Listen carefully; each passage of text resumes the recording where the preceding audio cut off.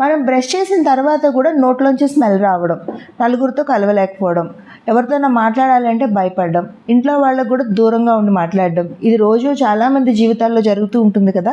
దీనికి ప్రాబ్లం ఏంటి అనేది కూడా చాలామంది తెలియదు. కాకపోతే ప్రతి ఒక్కళ్ళు చేసే తప్పు ఏంటంటే ఇంట్లో ఉండే లవంగాలు, ఇలాచీలు అన్నీ తినేస్తుంటారు, చూయింగ్ గమ్స్ అన్నీ తినేస్తుంటారు, రకరకాల మౌత్ వాష్లు అన్నీ కొనుక్కొని తాగేస్తూ ఉంటారు. అలా చేయడం వల్ల మీకు నోట్లో ఉండే సమస్య పెరగడం, ఆ నోటి దుర్వాసన మరింత పెరగడం తప్ప తగ్గే అవకాశం ఏం లేదండి.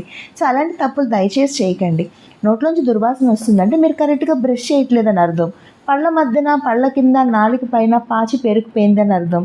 వాటర్ సరిగ్గా తాగకుండా డీహైడ్రేట్ అవుతున్నారని అర్థం. ఇలా కొన్ని మెడికల్ రీజన్స్ వల్లే మీకు నోట్లోంచి స్మెల్ వస్తుంటుంది. దానికి చికిత్స ఒక అరగంట చేసుకునే, శుభ్రంగా చేసుకునే క్లీనింగ్ వల్ల, లేకపోతే ఎక్కువ వాటర్ తాగడం వల్ల, నాలుక గీసుకోవడం వల్ల, శుభ్రంగా 2 పూట్ల బ్రష్ చేసుకోవడం వల్ల కూడా నోటి దుర్వాసనని చాలా సులువుగా ఆపేయచ్చు.